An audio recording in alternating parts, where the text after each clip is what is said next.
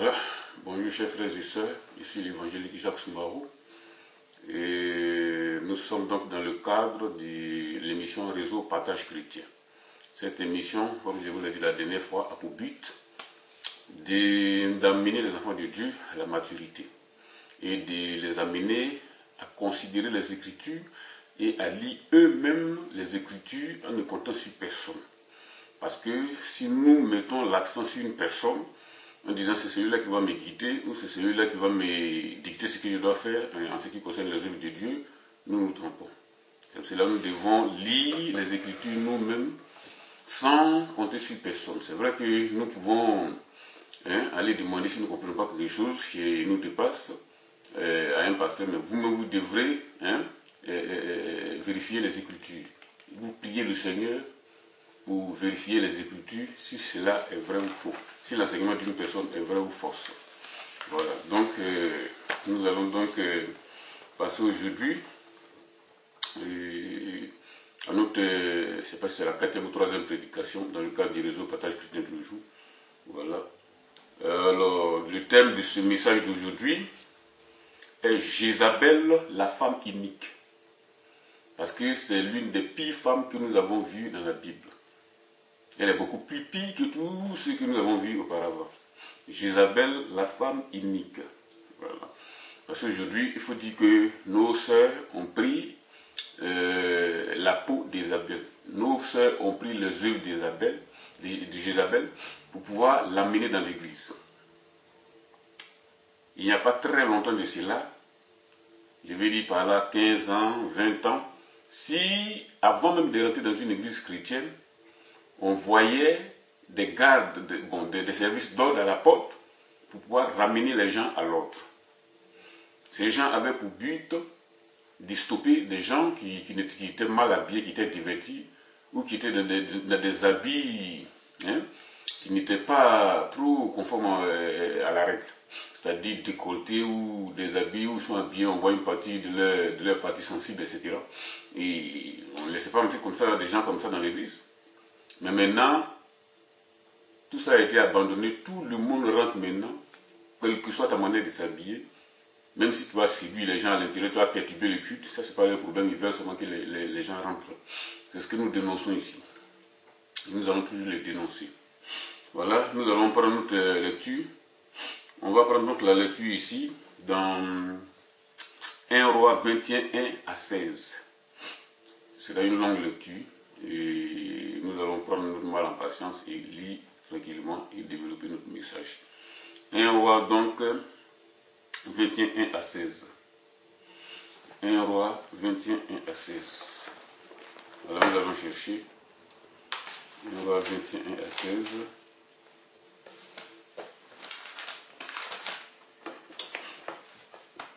On va 21 à 16, donc je lis ici.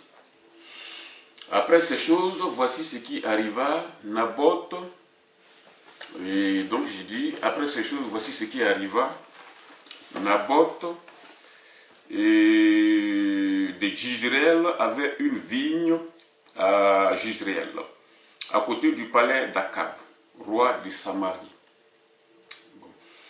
Et Akab parla ainsi à Naboth: cède-moi ta vigne pour que j'en fasse un jardin potager, car elle est tout près de ma maison. Je te donnerai à la place une vigne meilleure, ou si cela ne te convient pas, je te paierai la valeur en argent. Mais Naboth répondit à Akab: que l'Éternel me garde de donner l'héritage de mes pères. Akab rentra dans sa maison triste et irrité à cause de cette parole que lui avait dite Naboth de Jizréel: je ne te donnerai pas l'héritage de mes pères. Et il se coucha sur son lit et détourna le visage et ne mangea rien. Jézabel, sa femme, vint auprès de lui et lui dit: pourquoi as-tu l'esprit triste et ne manges-tu point? Il lui répondit: j'ai parlé à Naboth de Jizréel et je lui ai dit: cède-moi ta vigne pour de l'argent, ou si tu veux, je te donnerai une autre vigne à la place. Mais il a répondu: je ne te donnerai point l'héritage de mes pères. Alors donc j'ai dit, il répondit: je ne te donnerai pas l'héritage de mes pères. Maintenant, Jézabel, la femme lui dit, sa femme lui dit, est-ce bien toi maintenant qui exerce la souveraineté sur Israël? Lève-toi, prends de la nourriture et que ton cœur se réjouisse. Moi, je te donnerai la vigne de Naboth, de Jezreel. Et elle écrivit au nom d'Akab des lettres qu'elle scella du sceau d'Akab. Et qu'elle envoya aux anciens, aux magistrats, aux habitants qui habitaient avec Naboth dans sa ville. Voici ce qu'elle écrivit dans ses lettres. Publiez un jeûne, placez Naboth à la tête du peuple et mettez en face de lui 2 méchants hommes qui déposeront contre lui. Tu as maudit Dieu et le roi, puis mettez-le dehors, lapidez-le et qu'il meure. Les gens de la ville de Naboth, les anciens, les magistrats qui habitaient dans la ville, agirent comme Jézabel leur avait dit, leur fait dire, d'après ce qui était dans les lettres qu'elle leur avait envoyées. Ils publiaient un jeûne et ils plaçaient Naboth à la tête du peuple. Les 2 méchants hommes vinrent se mettre en face de lui, et ces méchants hommes déposèrent ainsi devant le peuple contre Naboth. Et Naboth a maudit le roi, puis ils le menèrent hors de la ville de lapidèrent. Et il mourut. Et il envoyait dire à Jézabel, Naboth a été lapidé et il est mort. Lorsque Jézabel apprit que Naboth avait été lapidé et qu'il est mort, qu'il était mort, elle dit à Akab, lève-toi, prends possession de la vigne de Naboth de Jezreel, qui a refusé de te la donner pour de l'argent. Et où en as-tu? Car Naboth n'est plus en vie, il est mort. Akab, entendant cela, que Naboth était mort, se leva pour descendre dans la ville de Naboth de Jezreel et d'en prendre possession. Alléluia. Donc, nous parlons ici d'un fait réel qui s'est passé. Un fait qui s'est passé dans la Bible. Si c'est une histoire qui a été relatée ici, c'est que c'est réellement passé. D'abord, avant de passer donc, dans le vif même du sujet, nous allons prier le Seigneur comme il se doit de le faire. Éternel au Dieu, nous te remercions pour tout ce que tu fais concernant tes serviteurs. Je te remets, éternel au Dieu, Père, cette prédication afin de la guider et de la bénir. Et que Seigneur, tous ceux qui l'entendront, éternel au Dieu, sur le net, ou que ce soit, Père, éternel au Dieu, qu'ils soient touchés par ta parole. Manifeste ta grâce et je te remets touchant tes puissantes mains et que ton nom à toi soit élevé et béni. Au nom puissant de Jésus, nous avons prié. Amen. Voilà, donc nous allons maintenant passer au vif du sujet. Il est donc ici dit que après ces choses, voici ce qui arriva à Naboth de Jezreel avait une vigne à côté du palais du roi d'Akab. Et Akab parla ainsi à Naboth, cède-moi ta vigne pour que j'en fasse un jardin potager, car elle est tout près de ma maison. Je te donnerai à la place une vigne meilleure, ou si cela ne te convient pas, je te payerai en argent. Mais Naboth répondit à Akab, que l'Éternel me garde de te donner l'héritage de mes pères. Naboth était un homme intègre. Pourquoi il était intègre? Parce qu'il a reçu un héritage qu'il ne voulait pas céder. Si c'était quelqu'un, il allait dire non, puisque c'est le roi, il allait commencer à trembler et céder ça vite fait. C'était une bonne idée aussi. Mais du fait d'avoir agi de cette manière, c'est dit aussi l'intégration de Naboth. Je ne te donnerai pas l'héritage de mes pères. Vous voyez? L'héritage c'est quoi? L'héritage, c'est quelque chose qui a été cédé à ses arrière-grands-pères. Si ses arrière-grands-pères ont donné à ses arrière-pères à lui. Ainsi de suite, jusqu'à ce que ça arrive à lui. Donc, comment pouvez-vous, le roi peut venir comme ça, dire, cède-moi cette chose. C'est pas facilement faisable de le céder aussi comme ça, facilement. Donc, je comprends ici que Naboth n'a pas voulu céder la chose parce que c'est un héritage qui a été cédé de génération en génération. Vous voyez? Donc, il a même dit dessus ici que l'Éternel me garde de te lui donner. C'est un héritage dont Naboth ne voulait pas se céder. Il est donc ici dit, Akab rentra dans sa maison, triste et irrité à cause de cette parole que lui avait donnée et que lui avait dit Naboth. Je ne te donnerai pas l'héritage de mes pères. Et il se coucha sur son lit, détourna le visage et ne mangea point. Vous voyez? Il y a un roi qui agit comme ça. Il se coucha, détourna son visage et ne mangea point. Vous voyez? Maintenant, vous allez voir ici, sa femme va venir, Jézabel, pour lui dire, sa femme vint donc auprès de lui et lui dit, pourquoi as-tu l'esprit triste et ne manges-tu point? Il lui répondit, j'ai parlé à Naboth de Jezreel et je lui ai dit, cède-moi ta vigne pour de l'argent, ou si tu veux, je te donnerai une autre vigne à la place. Mais il a dit, je ne te donnerai pas ma vigne. Alors Jézabel, sa femme, lui dit, est-ce bien toi maintenant qui exerces la souveraineté sur Israël? Lève-toi, prends de la nourriture et que ton cœur se réjouisse. Moi, je te donnerai la vigne de Naboth. Vous voyez? C'est sa femme maintenant, méchante qu'elle est, qui va exercer la souveraineté à sa place. Puisqu'elle vient de dire, est-ce toi maintenant qui exerces la souveraineté sur Israël? C'est une femme qui adorait des démons, Jézabel. C'est connu dans la Bible. C'est une femme qui adorait des esprits mauvais. Et elle avait des prophètes de Baal. Baal, c'était une idole qu'elle adorait. Le Seigneur, dans le tout premier temps, avait dit aux enfants d'Israël, si vous rentrez dans ce beau pays que je vous donne, ne mettez pas les idoles devant vous. Ne faites pas les choses que ceux que vous avez trouvés là-bas faisaient. Parce que c'est à cause de ces mêmes choses-là que je les ai chassés. Si vous mettez à les faire, je vais vous détruire aussi.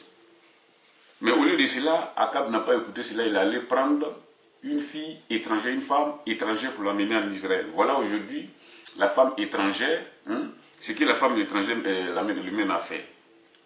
Alors Jézabel, sa femme, lui dit, est-ce bien toi maintenant qui exerces la souveraineté en Israël, lève-toi, prends la nourriture et que ton cœur se réjouisse, moi je te donnerai la vigne de Naboth.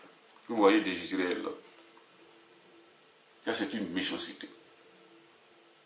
Une femme qui n'a pas de compassion.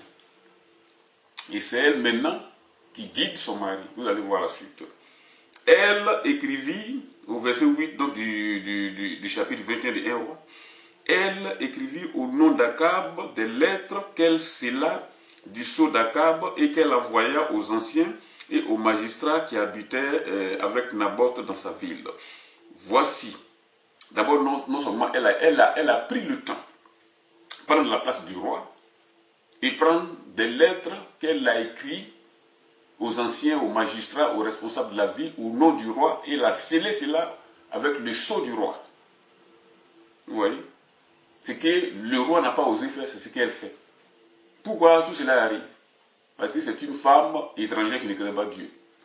Si elle avait pris une femme d'Israël, est-ce que cela avait arrivé? Peut-être elle pouvait être méchante ou autre chose, mais elle n'avait pas exercé la souveraineté à la place du roi. Il a ici dit, voici ce qu'elle écrivit dans ses lettres. Publiez un jeune, placez Naboth à la tête du peuple et mettez en face de lui deux méchants hommes qui déposeront ainsi contre lui, tu as maudit Dieu et le roi. Puis prenez-le dehors, lapidez-le et qu'il meure. Vous voyez? Elle a donné des ordres au nom du roi aux responsables de la ville. Les responsables de la ville n'étaient pas intègres. Parce que s'ils étaient intègres, les magistrats, je ne sais pas s'il y en avait en les députés et les responsables de la ville n'étaient pas intègres. Parce que s'ils étaient intègres, ils n'allaient pas mettre sur leur dos ce maître-là. Ils allaient catégoriquement refuser. Même s'ils allaient arriver jusqu'à la mort, ils allaient catégoriquement refuser. Parce qu'ils ne devaient pas se rendre coupables de ce maître. Au lieu de cela, ils ont accepté de tuer Naboth. Ils ont accepté de tuer Naboth. Pourquoi? Parce que le roi les a demandé. Parce que s'ils ne le faisaient pas, eux-mêmes, ils allaient mourir à la place de Naboth. Donc, ils ont accepté donc de tuer Naboth. Il est ici dit dans le verset 11 du chapitre 21 de 1 roi toujours, les gens de la ville de Naboth, les anciens, les magistrats qui habitaient dans la ville, agirent comme Jézabel les avait dit. Il les avait fait dire, d'après ce qui était écrit dans les lettres qu'elle les avait envoyées. Vous voyez, ils publiaient un jeûne et placèrent Naboth à la tête du peuple. Les deux méchants hommes vinrent se mettre en face de lui, Et ces méchants hommes déposaient ainsi devant le peuple contre Naboth. Naboth a maudit Dieu et le roi, puis il le menait hors de la ville et le lapidait et il mourut. Vous voyez, ces personnes n'ont pas eu de compassion. Ils n'ont pas eu la crainte de Dieu. Pourtant, ils savaient très bien qu'ils étaient en Israël et que le Dieu d'Israël n'aime pas les meurtriers.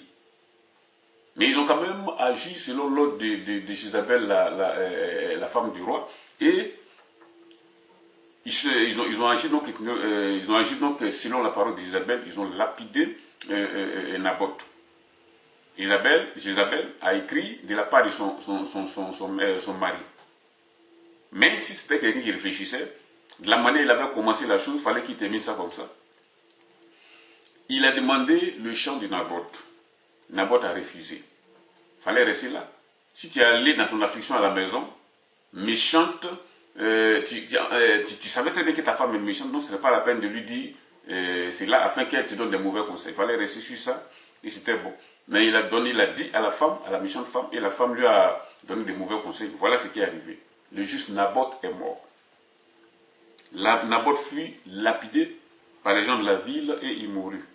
Il est ici dit dans le verset 14 du chapitre 21 toujours, du 1 roi, et il envoyait dire à Jézabel, Naboth a été lapidé et il est mort. Lorsque Jézabel a appris que Naboth avait été lapidé et qu'il était mort, elle dit à Akab, lève-toi, prends possession de la vigne de Naboth de Jezreel qui a refusé de te la donner contre de l'argent, car Naboth n'est plus, il est mort. Akab, entendant que Naboth avait été tué, se leva pour descendre dans la vigne de Naboth de Jezreel et d'en prendre possession. Vous voyez, une personne qui agit selon les méchants, ses premières réactions étaient bonnes. Naboth avait refusé de lui donner la vigne, il fallait qu'il en reste là. Mais il a agi selon le conseil des méchants. Sa femme était une méchante, puisqu'elle n'avait pas de compassion, elle ne connaissait pas Dieu. Il vous a dit que c'était une personne qui adorait Baal, des démons. Alors que le roi n'ignorait pas les mises en garde du Seigneur, parce que chaque fois, si un roi est investi roi, les responsables spirituels du peuple venaient lui lire la Bible. Et il avait même des rouleaux de la parole de Dieu en sa possession, chaque roi. Si lui-même ne pouvait pas, il pouvait envoyer des personnes, des scribes, pour pouvoir les lire pour lui. Donc, je vais dire par là qu'il était au courant de la parole de Dieu. Il n'ignorait pas que Dieu est un Dieu juste, qui n'aime pas les meurtriers, qui n'aime pas l'injustice. Mais malgré cela, il s'est laissé emporter par le conseil de sa femme et ils ont commis un meurtre en Israël. Le meurtre d'un juste. Naboth était injuste. Donc ils ont tué Naboth. Vous voyez? Nous allons prendre ici une deuxième lecture dans 2 Rois 9, 30. 2 Rois 9, 30. Nous allons donc prendre 2 Rois 9, 30. Il est ici dit, Jéhu entra dans Jezreel, Jézabel l'ayant appris, mit du phare à ses yeux, sépara la tête et regarda par la fenêtre. Comme Jéhu franchissait la porte, elle dit, est-ce la paix nouveau Zimri, assassin de son maître? Il leva le visage vers la fenêtre et dit, qui est pour moi? Qui? Il a dit, non, qui est pour moi? Qui?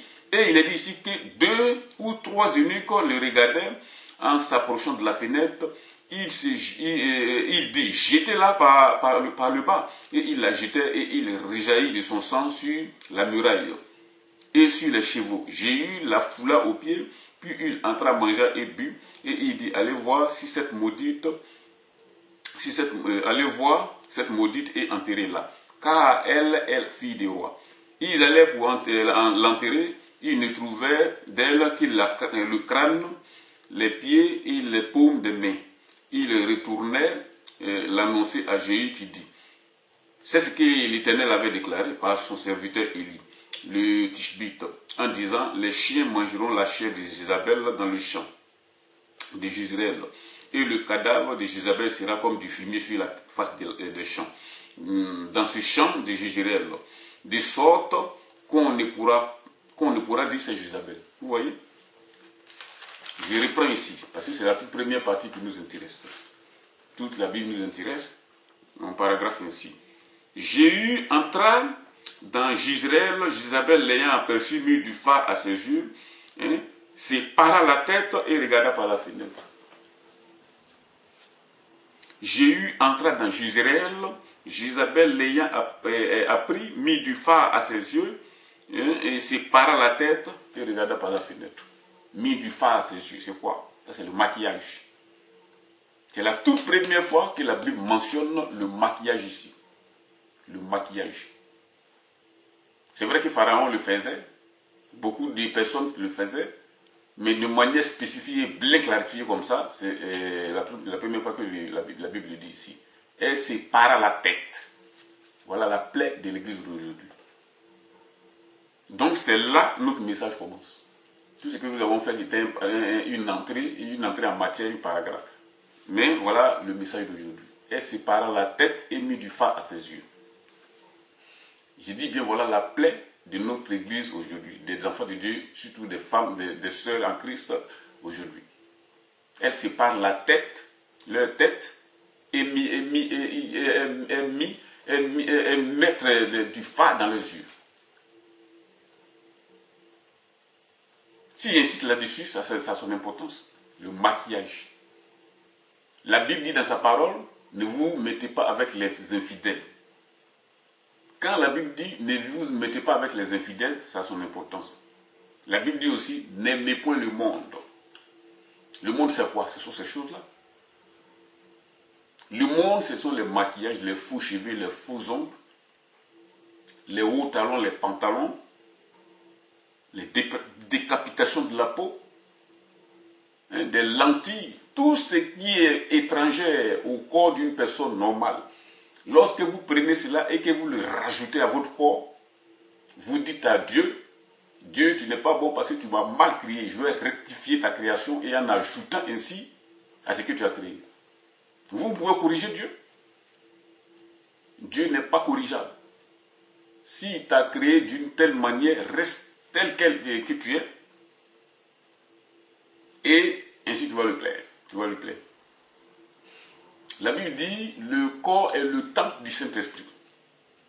Et puisque le corps est le temple du Saint-Esprit, nous ne devons pas l'abîmer, ni ajouter quoi que ce soit à ce corps-là. Nous ne devons ni fumer, ni abuser de l'alcool, même pas boire.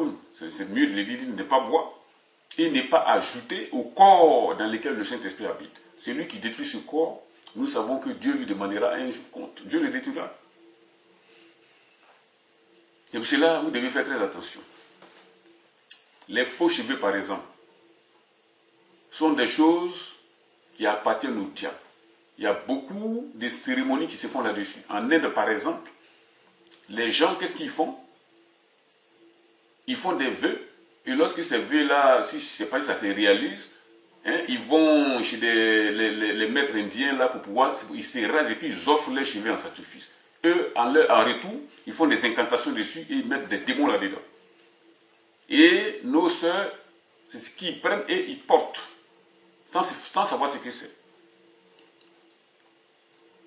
Vous portez ainsi des possessions du diable. Et lorsque vous portez ces possessions, les démons sont libres d'entrer en vous. Et ces personnes que vous voyez là sont infestées de démons. Des sirènes des eaux, des démons de toutes sortes. C'est la même chose pour les rouges à lèvres. Pour les rouges à lèvres encore, c'est encore plus pire. Parce que c'est fait souvent avec du sang humain.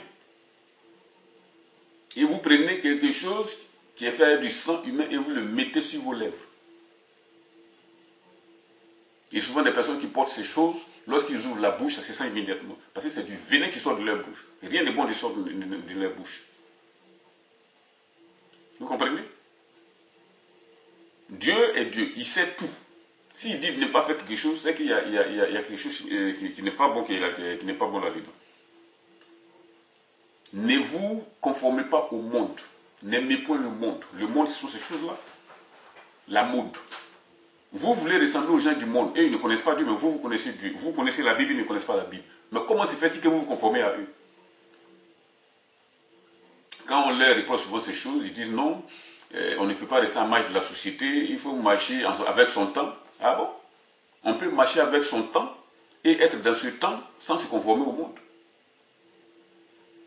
Sans se conformer au monde, c'est possible. Mais ça a un prix aussi. Si vous voulez marcher dans ce monde sans se conformer au monde, ça a un prix. Et c'est ce prix-là que les gens ne veulent pas payer. Parce que vous serez mis en marge de la société et doigté chaque fois que vous passez. Les gens vont vous doigter, vont dire voilà, regarde comment elle est. Nous sommes en 2015, 2016, et regarde comment elle est habillée. On dirait elle vient du village ou bien c'est comme ça et comme ça. Les gens vont dire ça. Ils vont vous mépriser, ils vont vous rejeter. Mais ce sont des prix à payer pour pouvoir réellement suivre Jésus. La Bible dit n'aimez pas le monde. Un enfant de Dieu, un homme qui a accepté Jésus, doit sortir complètement du monde. Et lorsqu'on le voit, il doit être reconnaissable par son habillement, sa façon de corps. Beaucoup disent non, Dieu ne regarde qu'au cœur. Laissez-moi vous dire que le corps aussi a son importance en Dieu. Parce que le Saint-Esprit habite dans le corps. Et vous n'allez pas me dire que le corps dans lequel le Saint-Esprit habite doit se balader d'une manière exposée comme ça, comme les femmes que nous voyons aujourd'hui. Des sœurs en Christ qui sont en collant. Je vous ai dit, elles veulent absolument faire comme le monde. Elles sont complètement en collant. Et elles sautent. Ce qui fait qu'on voit tout leur sexe, leur fesses, tout est dessiné. Et vous n'allez pas me dire qu'une personne comme ça est habillée. Ça, ce n'est pas de l'habillement. Des sœurs en Christ qui mettent des décolletés, qui mettent des habits si serrés qu'on voit toutes les entrailles. Tout est dehors, elles sortent. Et elles disent que le Saint-Esprit ne regarde, le Dieu ne regarde qu'au cœur. Laissez-moi vous dire que Dieu regarde aussi au corps. Parce que le corps est le temple du Saint-Esprit. Et le corps dans lequel le Saint-Esprit habite ne doit pas être exposé de cette manière. Si vous l'exposez, vous le faites à votre risque et péril. Parce que Dieu n'accepte pas ça. Donc, je récapitule donc sur les possessions du diable. Les rouges à lèvres, les fossiles, les faux cheveux. Tout ça, ce sont des choses qui appartiennent au diable. Je vais vous rendre un témoignage. Il y a une soeur un jour qui a rendu un témoignage, une ancienne sorcière. Elle est allée dans plusieurs églises, elle a dévasté l'église, y compris avec le pasteur. Mais un jour, elle est allée dans une église où dans cette église-là, le pasteur avait insisté en disant qu'il ne faut pas les servants porter ces choses-là, les mèches, les boucles d'oreilles, etc. Elle est arrivée dans l'église, elle a dit, mais ça c'est quel genre d'homme, c'est quel genre d'église ça? Généralement, ils n'ont aucune de nos possessions.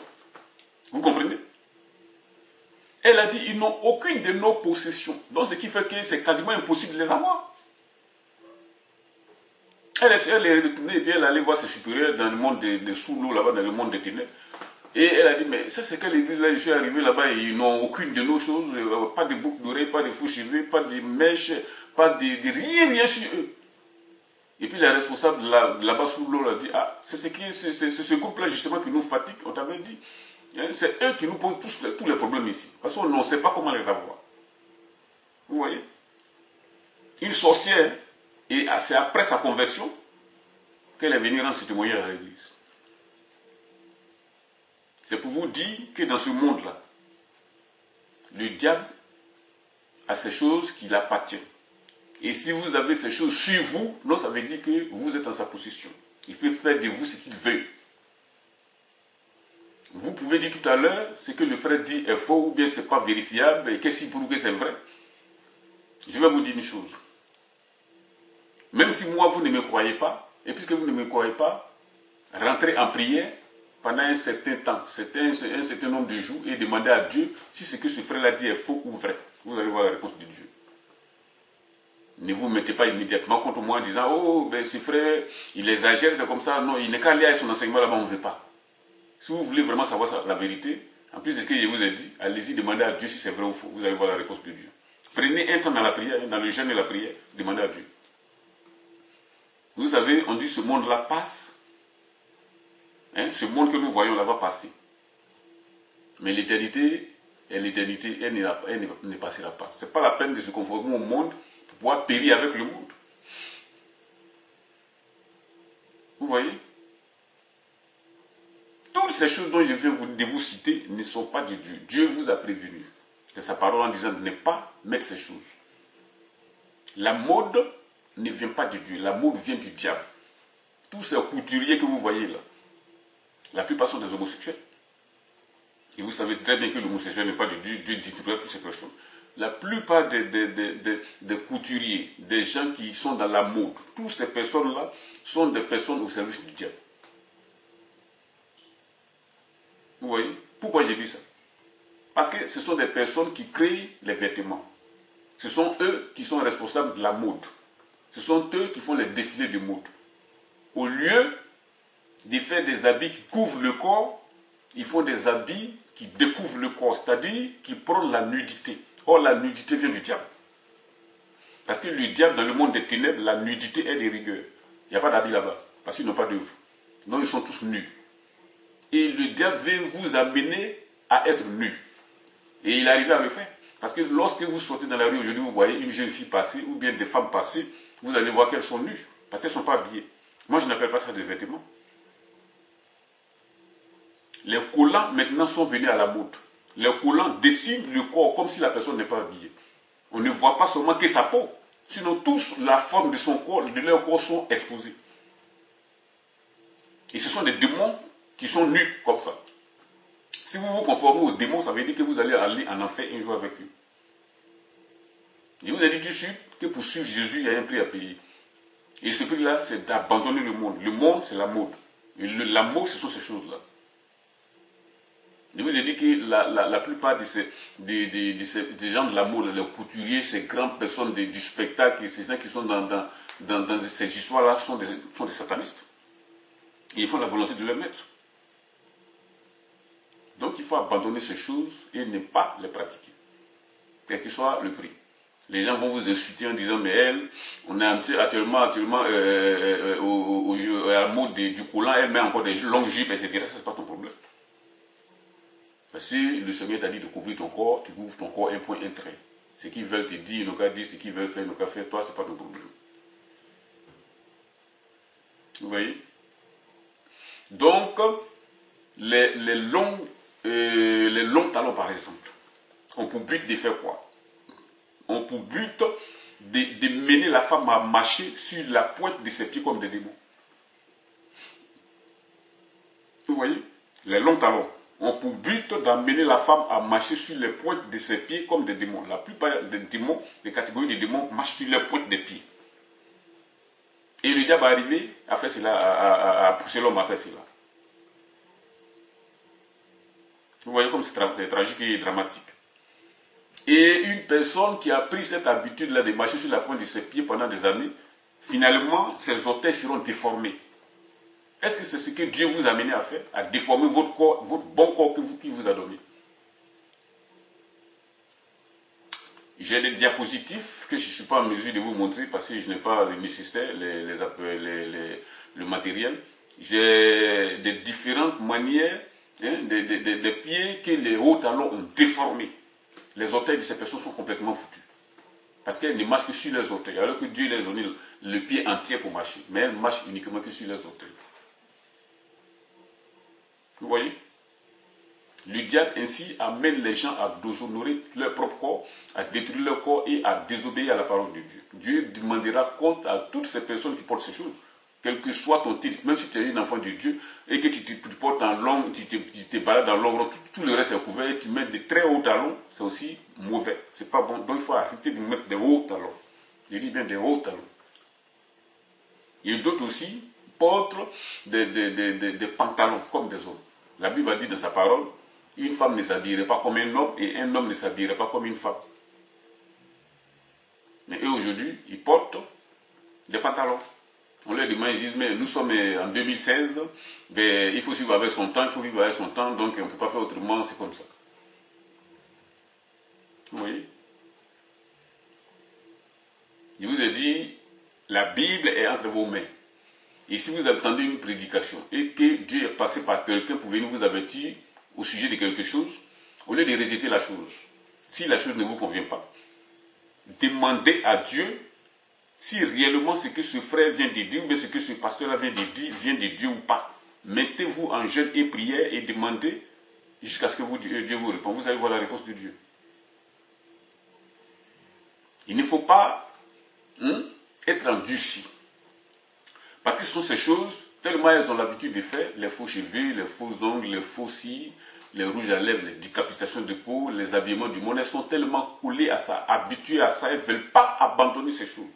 Parce que c'est devenu une seconde nature pour eux. Donc, dès qu'ils entendent une prédication concernant ces choses, elles rejettent catégoriquement et immédiatement, sans même chercher à comprendre quoi que ce soit. Et elles vont dans des églises qui acceptent cela. Dites-moi, si vous allez dans une église qui accepte cela, vous ne connaissez pas l'état d'âme de la personne qui dirige cette église qui accepte cela. Vous ne savez pas qui il est. Parce qu'il y a des satanistes aussi qui créent des églises maintenant pour pouvoir perdre les gens. Et si vous êtes dans la plupart de ces églises, vous êtes exposés. Parce que c'est des personnes qui vont prendre leur puissance sous l'eau. Et vous pourrez mourir brusquement dans ces églises-là. Ce sont des personnes, le diable leur demande de sacrifier Samuel. Hein. Et pour cela, il faut prier Dieu et être dans un endroit où le responsable craint Dieu. Parce que la spiritualité, ce n'est pas de la blague, il ne faut pas t'amuser avec. Et les temps sont finis, Jésus vient bientôt, donc le diable travaille sérieusement. Il crée énormément d'églises. Voilà, donc c'était ce coup conseil que je vous ai donné ce matin. C'est dans le cadre du réseau Partage Chrétien. Voilà que nous mettons sur YouTube pour l'édification du corps de Jésus-Christ. Parce que l'Église est dans un tel état aujourd'hui qu'il faut faire ces émissions pour amener les enfants de Dieu à lire leur Bible et amener les enfants de Dieu à la maturité. Voilà. Donc nous avons fini. Seigneur, nous te remercions de ce que Seigneur tu nous as bénis. Merci de ce que tu nous as entretenu par cette parole. Je te remercie, éternel Dieu, de ce que Seigneur, tu vas mettre cette parole dans le cœur de nos soeurs, de nos frères, afin que Seigneur, nous la mettons tous en pratique. Et que, éternel Dieu, Seigneur, nous puissions marcher en sainteté de vie du corps, et aussi, Seigneur, de l'âme et de tout. Parce que, Seigneur, on doit être tout entier à Dieu. Tout entier, pas seulement à moitié. Béni sois-tu et que tout puissant nous soit élevé. Merci pour ta grâce au nom de Jésus. Amen.